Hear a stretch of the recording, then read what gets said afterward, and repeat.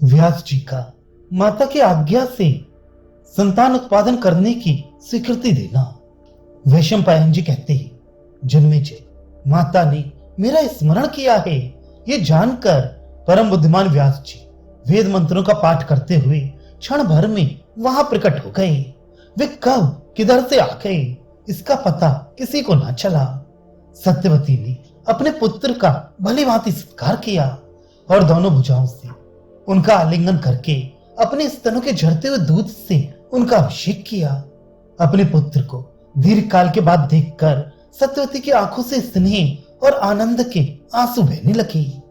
तदनंतर सत्यवती के प्रथम पुत्र महर्षि व्यास ने अपने कमंडल के पवित्र जल से दुखनी माता का अभिषेक किया और उन्हें प्रणाम करके इस प्रकार कहा, धर्म के तत्व को जानने वाली माता जी, आपकी जो हार्दिक इच्छा हो उसके अनुसार कार्य करने के लिए मैं यहाँ आया हूँ। आज्ञा दीजिए, मैं आपकी कौन सी प्रिय सेवा करूं। तत्पश्चात पुरोहित ने महर्षि का विधि पूर्वक मंत्रोच्चारण के साथ पूजन किया और महर्षि ने उसे प्रसन्नता पूर्वक ग्रहण किया। विधि और मंत्रोच्चारण की हुई उस पूजा से व्यास जी बहुत प्रसन्न हुए। जब वे आसन पर बैठ गए तब माता सत्यवती ने उनका कुशल क्षेम पूछा और उनकी ओर देखकर इस प्रकार कहा, विद्वान माता और पिता दोनों से पुत्रों का जन्म होता है, अतः उन पर दोनों का समान अधिकार है। जैसे पिता पुत्रों का स्वामी है उसी प्रकार माता भी है, इसमें संदेह नहीं है। ब्रह्म ऋषि विधाता के विधान या मेरे पूर्व जन्मों के पुण्य से जिस प्रकार तुम मेरे प्रथम पुत्र हो उसी प्रकार विचित्र वीर मेरा सबसे छोटा पुत्र था। जैसे एक पिता के नाते भीष्म उसके भाई हैं, उसी प्रकार एक माता के नाते तुम भी विचित्र वीर के भाई ही हो। बेटा, मेरी तो ऐसी ही मान्यता है, फिर तुम जैसा समझो। ये सत्य पराक्रमी शांतनु नंदन भीष्म सत्य का पालन कर रहे हैं। अनग संतान उत्पादन तथा राज शासन करने का इनका विचार नहीं है, अतः तुम अपने भाई के पारलौकिक हित का विचार करके तथा कुल की संतान परंपरा की रक्षा के लिए भीष्म के अनुरोध और मेरी आज्ञा से सब प्राणियों पर दया करके उनकी रक्षा करने के उद्देश्य से और अपने अंतःकरण की कोमल वृत्ति को देखते हुए मैं जो कुछ कहूं उसे सुनकर उसका पालन करो।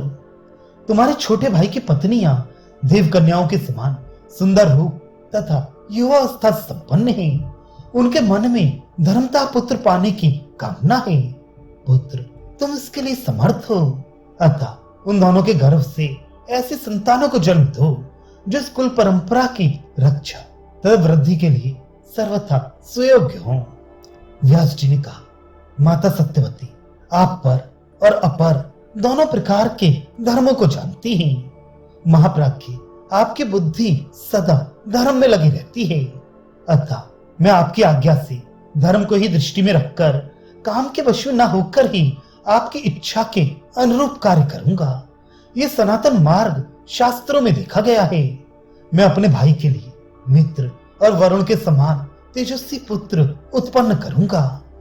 विचित्र वीर की स्त्रियों को मेरे बताए अनुसार 1 वर्ष तक विधि पूर्वक व्रत जितेंद्रिय होकर केवल संतान साधन के लिए रहना होगा, तभी वे शुद्ध होंगी।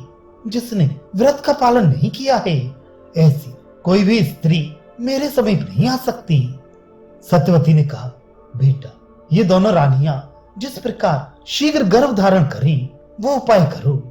राज्य में इस समय कोई राजा नहीं है। बिना राजा के राज्य की प्रजा अनाथ होकर नष्ट हो जाती है। यज्ञ दान आदि क्रियाएं भी लुप्त हो जाती हैं। उस राज्य में न वर्षा होती है न देवता वास करते हैं।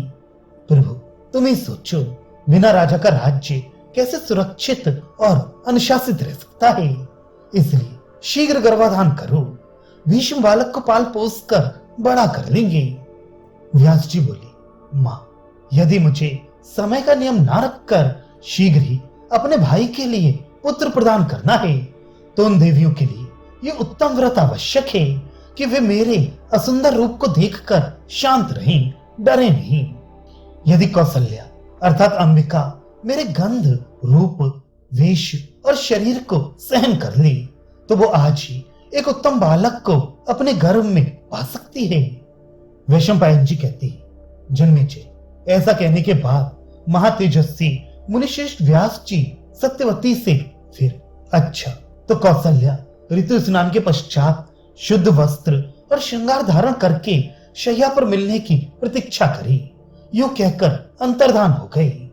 तदनंतर देवी सत्यवती ने एकांत में आई हुई अपनी पुत्रवधू अंबिका के पास जाकर उससे आपद धर्म और अर्थ से युक्त हितकारक वचन कहा।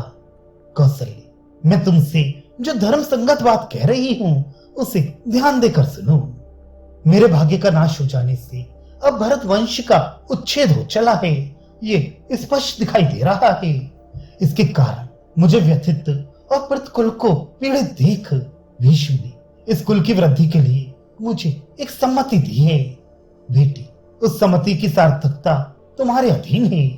तुम भीष्म के बताए अनुसार मुझे उस अवस्था में पहुंचाओ जिससे मैं अपने अभीष्ट की सिद्धि देख सकूं।